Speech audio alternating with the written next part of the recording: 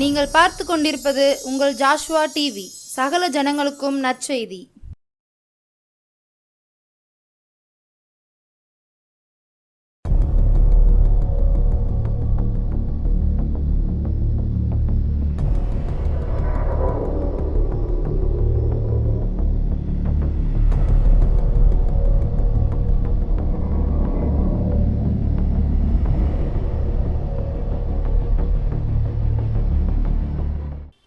Joshua TV அனைவருக்கும் இயேசு கிறிஸ்துவின் அன்பின் வாழ்த்துதலை தெரிவித்துக் கொள்கிறோம். இந்த காணொளி மூலியம் உங்களை சந்திக்க மிக்க மகிழ்ச்சி அடைகிறோம்.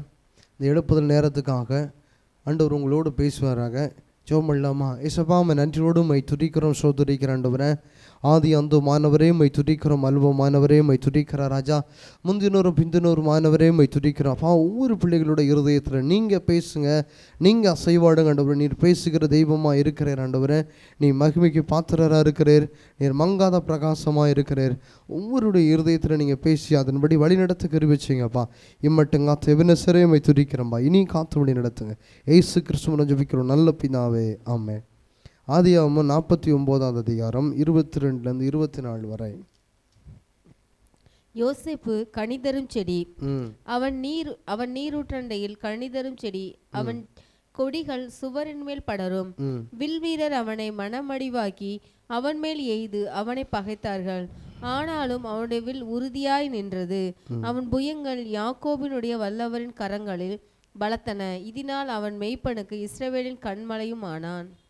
பாருங்க, யாக்கோபு கனிதரும் செடி, அவன் நீர் ஊற்றண்டையில் கனிதரும் செடி, அதன் கொடிகள் சுவர்மில் படரும். வில்வீரர்கள் அவனை மனவடிவாக்கி அவன் மேல் எய்து அவனை பகைத்தார்கள். ஆனாலும் அவருடைய உறுதியினால்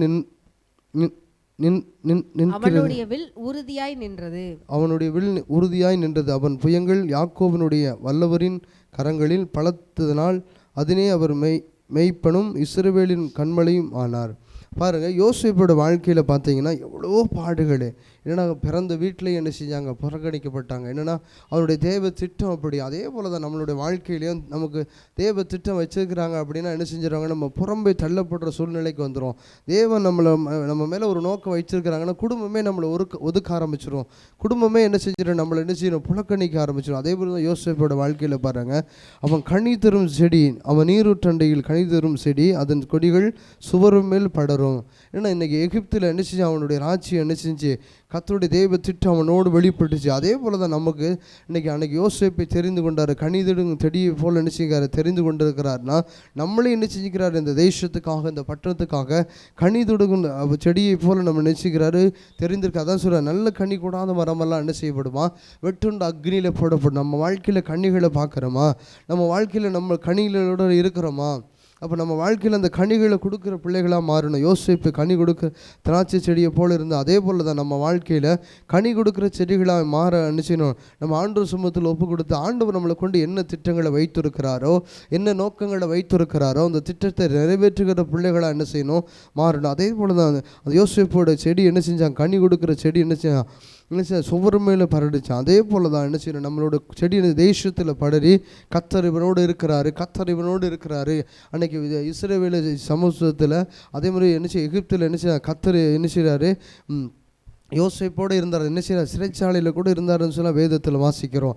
அதே போல் தான் நம்மளோட என்ன செய்கிறார், ஏசப்பா நம்மளோடு இருந்தார்னா, கர்த்தர் நம்மளோடு இருந்தார் அப்படின்னா அவர் பலத்த காரியங்களை செய்கிறதுக்கு ஒரு வல்லமை உள்ள தேவனாக இருக்கிறாரு. அன்றைக்கி அவ்வளோ பெரிய பாடுகள் மத்தியிலும் அவ்வளோ பெரிய வேதனை மத்தியில் என்ன செய்ய தேவ திட்டத்தை நிறைவேற்றணும் தான் என்ன செஞ்சு அவன் யோசேப்போட நோக்கமாக இருந்துச்சு. எல்லா பாவங்களிலும் அக்கிரமங்களிலும் விட்டு விலகி இந்த தேவனுக்கு உண்மையுள்ள பிள்ளைகள் மாறும்போது தான் அவன் ஒரு அதிபதியாக மாறுறதுக்கு கர்த்தர் ஒரு கனி கொடுக்குற மரமாக என்ன செய்கிறாரு, மாற்றினார். அதே போல் தான் நம்மளோட வாழ்க்கையில் எதை வெறுக்கணுமோ, எதை விடணுமோ, எதை விட்டு தூர ஒதுங்கணுமோ, தேவனுக்கு பிரியமில்லாத என்னது இருக்குது இதெல்லாத்தையும் விட்டுட்டு தூர ஒதுங்கி அந்த யோசேப்பை போல் கனி கொடுக்குற மரங்களாக மாறணும். அதான் சொல்கிறது, நல்ல கனி கூடாத மரமெல்லாம் வெட்டுண்டு அக்னியில் போடும். கோடாரியானது வேறு ஆயத்தமாக்கப்பட்டிருக்கிறது. நல்ல கனி கொடாத மரமெல்லாம் என்ன செய்வான், வெட்டுண்டு அக்னியில் போடப்படும் சொல்லி வேதம் தெளிவாக சொல்லப்படுது. நம்மளோட வாழ்க்கையில் கனியை என்ன செய்கிறாரு, எதிர்பார்க்குறாரு. எதற்காகன்னா அப்போ தேவனுடைய திட்டத்தை என்ன செய்கிறாரு, வெளிப்படுத்துறதுக்கு தான் அந்த கனியை நம்மளோட என்ன செய்கிறாரு, வெளிப்படுத்துகிற தேவனாக இருக்கிறாரு. அந்த கனி நம்மளோட வெளிப்படணும். அந்த வெளிப்படுற அந்த கனி, யோசேப்போட வாழ்க்கையில் கனிகளை நம்ம பார்க்குறோம். நம்ம வாழ்க்கையில் கனிகளை பார்க்குறோமா? இன்றைக்கி பிறந்திருக்கிறோம், 30 வருஷம் 40 வருஷம் 50 வருஷம் 60 வருஷம் ஆயிடுச்சு பிறந்து, நம்ம வாழ்க்கையில் கனிகளை பார்க்குறோமா? நம்ம வாழ்க்கையில் ஏசப்பா அசைவாடுறதை பார்க்குறோமா? நம்ம வாழ்க்கையில் ஆண்டவர் நம்மளோடு இடைபடுறதை நம்ம பார்க்குறோமா? நம்ம இதுவரை நம்ம நினைச்சியில் பார்க்கல. இனிமே அது நினைச்சு கனி கொடுக்குற மரங்களாக என்ன செய்யணும், மாறணும். வாசிக்கலாமா? யோவான் 1 அதிகாரம் 9 வசனம். உலகத்திலே வந்து எந்த மனுஷனையும் பிரகாசிப்பிக்கிற ஒளியே அந்த மெய்யான ஒளி. பாருங்க, உலகத்தில் வந்த எந்த மனுஷனையும் பிரகாசிக்கிற ஒளி அந்த மெய்யான ஒளி. அப்போ என்னென்னா, அவர் நம்மளை என்ன செய்கிறார், எப்படிப்பட்ட மனுஷன் என்ன செய்கிறார், பிரகாசிக்க வைக்க அவர் தேவன் என்ன செய்கிறாரு, நோக்கமாக இருக்கிறாரு. நம்ம எவ்வளவோ பாவம் பண்ணிக்கலாம், எவ்வளவோ அக்கிரமம் பண்ணிக்கலாம், நம்மளாம் தகுதி இல்லாதவங்களாக இருக்கலாம்.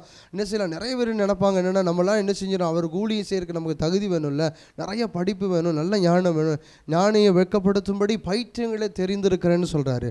அதுதான் சொல்கிறாரு பாருங்கள். இந்த யோவான் 1 யோவான் 1 அதிகாரம் 9 உலகத்தில் வந்த எந்த மனுஷனை பிரகாசிக்கிற ஒளி அந்த மெய்யான ஒளி. அப்போ அந்த மெய்யான ஒளி எதற்காக அப்படின்னா, நம்மளை ஒளி வெளிச்சமாக, அதான் நீ மலை மேல் இருக்கிற பட்டணம், நீ மறைந்திருக்காகாது அப்படின்னு சொல்கிறாரு. அதுதான் நம்மளோடு நம்ம இடைப்பட்டுக்கிட்டே இருக்கிறார். நம்ம நினைக்கிறோம் இன்றைக்கி பள்ளிக்கூடத்தில் ஏறி பிரசங்கம் பண்ணுறவங்க தான் ஆண்டவர் அழைத்திருக்கிறாரு, இன்றைக்கி மேடையில் ஏறி பிரசங்கம் பண்ணுறவங்க தான் ஆண்டவர் அழைத்திருக்கிறாரு, யாருக்கு ஜெபம் பண்ணுற வல்லம் இருக்குது அவங்கள தான் நம்மளை அழைச்சிருக்கிறாரு, நம்மளெல்லாம் அழைக்கலை அப்படின்னு தான் நம்மளை நினைக்கிறோம். அதான் சொல்ல, ஞானியை வெட்கப்படுத்தும்படி என்ன செய்யுங்க, நான் பைத்தியமானவன் நான் தெரிந்திருக்கிறேன்னு சொல்லுகிறார். ஒதுக்கப்பட்ட கல்லை நான் மூளைக்கல் தலைக்கல்லை மாற்றுவேன்னு சொல்கிறாரு. நம்ம எதுக்குமே பிரயோஜனம் இல்லாதவங்களை தான் ஆண்டவர் இன்னைக்கு என்ன செய்கிறார், தேடி வர்றாரு. நம்ம எதுக்குமே பிரயோஜனம் இல்லை.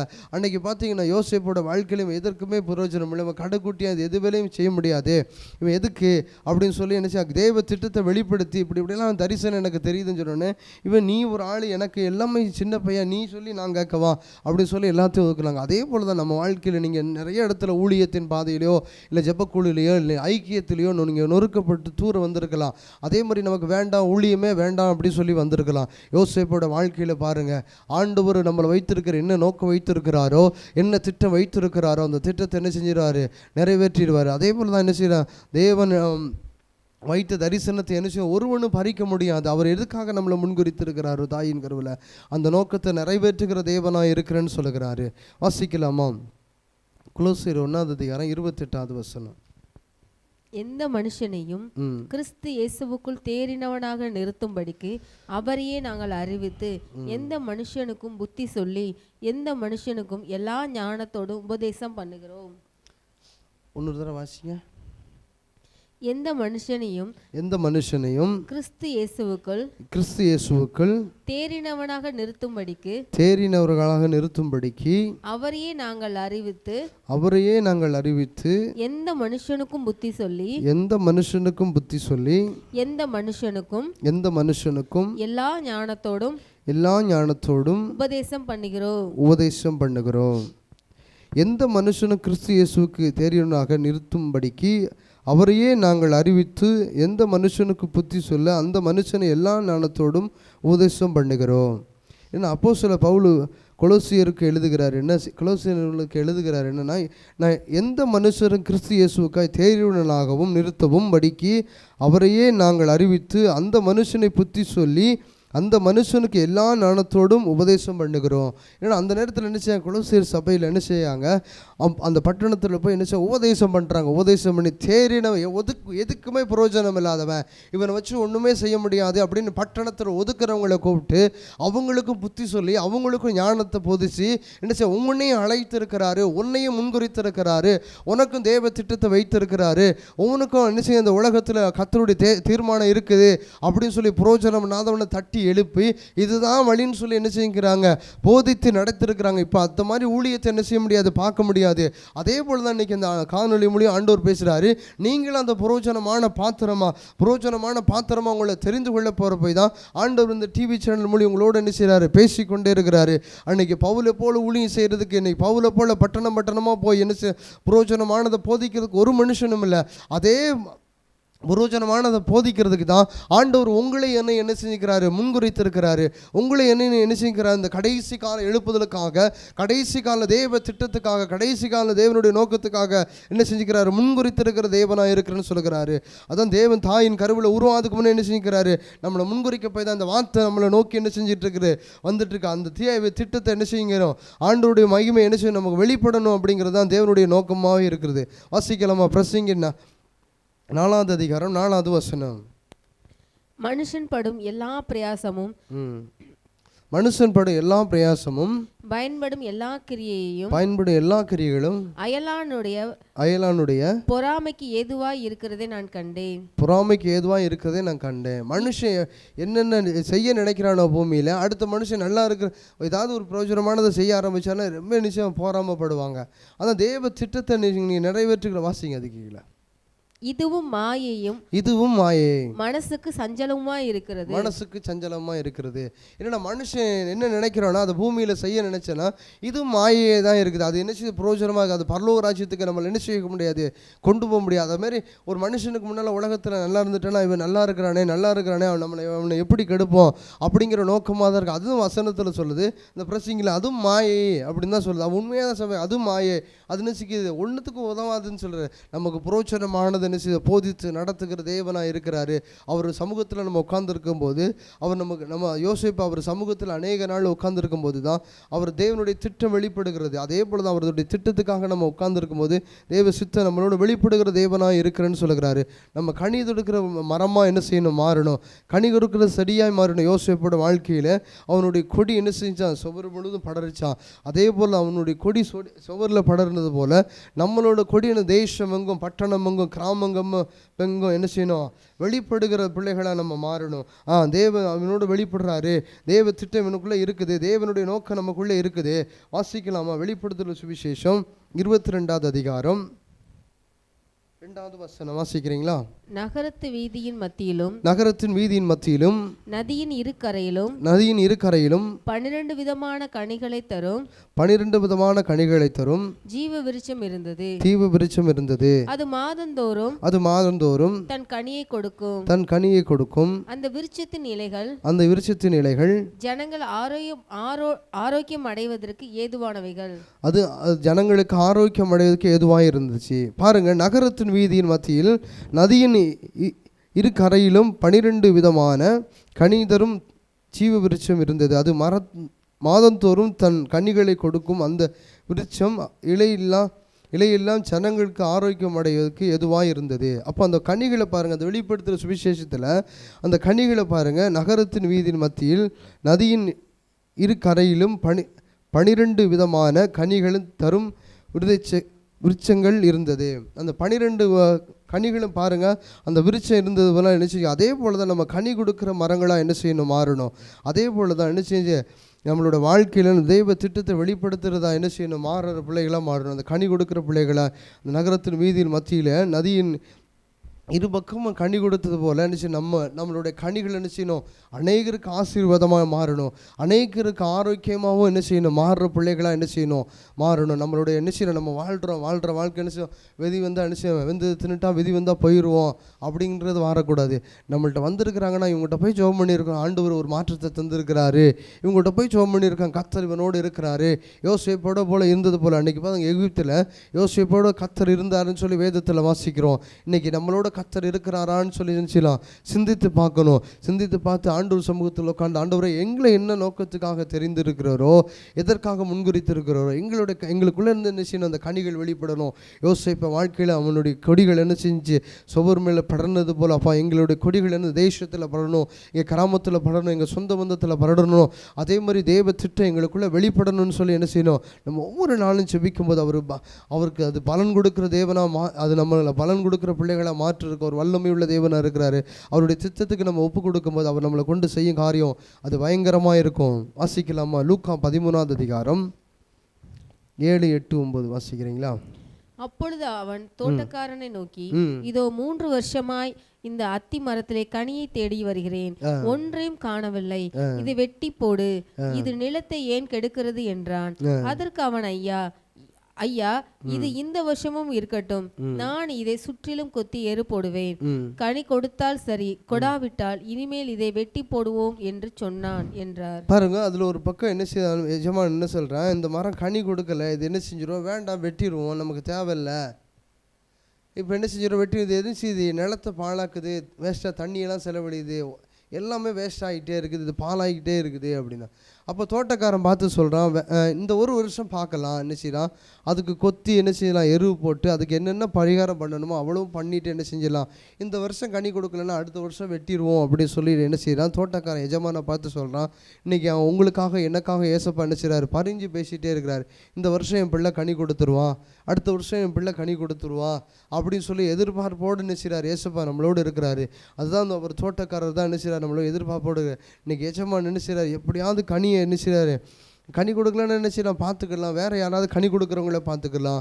நம்ம இன்றைக்கி கிடைக்கிற என்ன செய்யறது, அதான் சொல்ல புரோஜனமானது என்ன செய்யணும், நம்ம செய்கிறதா என்ன செய்யணும் பார்க்கணும். அந்த காலத்தை புரோஜனப்படுத்தி கொள்ளுங்கள். இன்றைக்கி கிடைக்கிற வாய்ப்பு என்ன செய்யாது, நாளைக்கு கிடைக்க நம்மளை தெய்வம் நம்மளை கொண்டு என்ன திட்டம் வைத்திருக்கிறாரோ, என்ன நோக்கம் வைத்திருக்கிறாரோ, அந்த நோக்கத்தை நிறைவேற்றுறதுக்கு தான் ஆண்டவர் என்ன செய்கிறார், நம்மளோட இன்றைக்கி டிவி சேனல் மூலியம் இன்றைக்கி என்ன செய்ய, சபையிலையும் சங்கத்துலேயும் ஜெபக்குழுவிலையும் என்ன செய்கிறாரு, நம்மளோடு இன்றைக்கி பேசிக்கொண்டே இருக்கிற. இன்றைக்கி டிவி சேனலை திறந்து பார்த்தாச்சுன்னா என்ன செய்யணும், இன்றைக்கி எழுப்புதல்னு சொல்லி ஆண்டவர் பேசிகிட்டு இருக்கிறாரு. இன்றைக்கி எல்லா சபையிலையும் எழுப்புதலை குறித்து பேசணும்னா அந்த தெய்வ திட்டம் இருக்க போய் தான் என்ன செய்ய முடியும், பேச முடியும். அந்த தெய்வ திட்டம் இருக்கும் போது அந்த எழுப்புதலை குறித்து என்ன செய்ய முடியும், நம்ம பேச முடியும். அந்த தெய்வம் நம்மளோட என்ன செய்ய உண்ணி தள்ளுகிறார். அந்த எழுப்புதலுக்காக ஒவ்வொருவரையும் என்ன செய்கிறாரு, சீர்படுத்தி செயல்படுத்துறதுக்கு ஆயத்தமாக்க அவர் சித்தமுள்ள தேவனாக இருக்கிறாரு. வாசிக்கலாமா, சங்கீதம் 1-3 வரை வாசிங்களேன். சங்கீதம் 1:1-3. துன்மார்க்கருடைய ஆலோசனையில் நடவாமலும், பாவிகளுடைய வழியில் நில்லாமலும், பரியாசக்காரர் உட்காரும் இடத்தில் உட்காராமலும், கர்த்தருடைய வேதத்தில் பிரியமாயிருந்து இரவும் பகலும் அவருடைய வேதத்தில் தியானமாய் இருக்கிற மனுஷன் பாக்கியவான். அவன் நீர்க்கால்களின் ஓரமாய் நடப்பட்டு தன் காலத்தில் தன் களியை தந்து இலையுதிராதிருக்கிற மரத்தை போல் இருப்பான். அவன் செய்வதெல்லாம் வாய்க்கும். பாருங்க, துன்மார்க்க ஆலோசனை நடவாமலும், பாவியின வழியில் நில்லாமலும், பரியாசக்காரன் உட்காரிடத்தில் உட்காராமலும், கர்த்தருடைய வேதத்தில் பிரியமாக இருந்து இரவும் பகலும் அவருடைய வேதத்தில் தியானமாய் இருக்கிற மனுஷன் பார்க்கணும். அவன் நீர்க்கால ஓரமாய் நடப்பட்ட காலத்தில் தன் கனியை தந்து இலை உதிரா மரத்தை போலவும் அவன் செய்வதெல்லாம் வாய்க்கும். அப்போ என்ன அப்படின்னா, ஒரு வேதத்தை நம்ம உட்காந்து தியானிக்கும் போது அந்த வேதத்தை நம்மளோட என்ன செய்ய முடியும், அந்த வேதத்தில் நம்ம உட்காந்து தியானிக்கும் போது ஆண்டவர் நம்மளோடு இடைப்பட்டுட்டே இருப்பார். நீ கனி கொடு அப்படின்னு சொல்லுவார், நம்மளோட இடைப்பட்டுட்டே இருப்பார். நான் உன்னை கொண்டு இப்படி செய்ய போகிறேன். இன்றைக்கி அநேகர் சொல்லுவாங்க, எனக்கு வேதத்து மூலியம் ஆண்டவர் பேசுகிறாரு, ஊழியக்காரன் மூலியம் பேசுகிறாரு. நம்ம வேதத்தில் நம்மளோட பேச ஆரம்பிச்சா நம்மளோட ஆண்டவர் என்ன செய்கிறாரு, இடைப்பட்டு நம்மளை கொண்டு ஏதோ ஒரு திட்டம் செய்ய போகிறாரு அப்படிங்கிறது தான் நம்ம புரிஞ்சுக்கிறது தான். கர்த்தருடைய வேதத்தில் பிரியமாக இருந்து தியானிக்கிற மனுஷன் பாக்கியவான். அவருடைய வேதத்தை நம்ம தியானிக்க ஆரம்பிச்சோன்னா, அப்போ பவுல் எதற்காக முன்குறித்திருக்கிறாரு, இன்றைக்கி யோசேப்பு எதற்காக முன்குறித்திருக்கிறாரு அப்படின்னு சொல்லி நம்ம தியானிக்க ஆரம்பிச்சிட்டோம்னா, அப்போ நம்மளே ஏதோ ஒரு நோக்கத்துக்கு தான் இந்த உலகத்து தோற்றத்துக்கு முன்னே நம்மளை முன்குறித்திருக்கிறாரு அப்படின்னு நம்ம தியானிக்க ஆரம்பிச்சிட்டோம்னா, அந்த தியானம் நமக்குள்ளே வரும்போது ஆண்டவருக்கு எதையாவது செய்யணும் அப்படிங்கிற ஒரு நோக்கம் நமக்குள்ளே என்ன செய்யும், வெளிப்படும். அதுதான் என்ன சொல்கிறாரு, அவர் நீர்க்கால ஓரமாய் நடப்பட்ட தன் காலத்தில் தன் கனிகளை கொடுத்து இலையுதிரா மரத்தை போலவும் அவன் செய்வதெல்லாம் வாய்க்கும். அப்போ என்னென்னா, அவருடைய வேதத்தை நம்ம தியானிக்கும் போது, அவருடைய நோக்கத்தை நம்ம நிறைவேற்றும் போது என்ன செய்யும், இலையுதிரா மரத்தை போல கனி கொடுக்குற மரங்களாக என்ன செய்வோம், மாறுவோம். ஜெபம் பண்ணலாமா? ஆண்டவரே, உம்மை நன்றியோடு உம்மை துதிக்கிற ராஜா, வா அநேக பிள்ளைகளை கனி கொடுக்குற பிள்ளைகளாக மாறுங்க. யோசேப்போட கொடிகளை அநேக சுவர்களை படைந்தது போல் ஆண்டவரே, அப்பா எங்களுடைய கொடிகள் ஆண்டவரே தேசத்துக்கும் பட்டணத்துக்கும் புரோஜனமாக மாறிட்டு ஆண்டவரே, அப்பா இலை உதிரா மரத்தை போல் ஆண்டவரே அநேகருக்கு கனி கொடுக்குற பிள்ளைகளை ஆண்டவரே நாங்கள் மாற கருவச்சோங்க ஆண்டவரே. அப்பா எங்களை என்ன நோக்கம் வைத்திருக்கிறீங்களோ, என்ன திட்டம் வைத்திருக்கிறீங்களோ அப்பா அந்த திட்டம் வெளிப்படுத்தும். அப்பா அந்த டிவி சேனலை பார்த்துட்டு இருக்கிற அப்பா ஜாஸ்வா டிவியை பார்த்துட்டு இருக்கிற ஒவ்வொரு பிள்ளைகளுக்காக ஜெபிக்கிற ஆண்டவரே. அப்பா இப்படியே உட்காந்துட்டு போகாதபடி ஆண்டவரே, இப்படியே வாழ்ந்துட்டு போகாதபடி கர்த்தருக்காக எதையாவது செய்யணும். யோசேப்பு போல் ஆண்டவரே, அவன் பேர் எகிப்து எங்கு ஆண்டவரே இஸ்ரவேல் சமஸ்தத்துக்கு முழுதும் அப்பா ஆசீர்வாதமாக மாறினது போல ஆண்டவரே, நாங்களும் அப்பா அந்த டிவி சேனலில் பார்த்துட்டு இருக்க ஒவ்வொரு பிள்ளைகளும், இந்த வார்த்தைகளை கேட்குற ஒவ்வொரு பிள்ளைகளும் ஆண்டவருக்காக எதையாவது செய்யணுங்கிற ஒரு வைராக்கியம் ஒவ்வொரு பிள்ளைகளுக்குள்ளேயும் வெளிப்படுவதாக. அப்பா இம்மட்டும் காத்து எபினேசரையும் துதிக்கிற ராஜா, இனி காத்து வழி நடத்துங்க. இயேசு கிறிஸ்துவின் ஜெபிக்கிறோம் நல்ல பிதாவே, ஆமென்.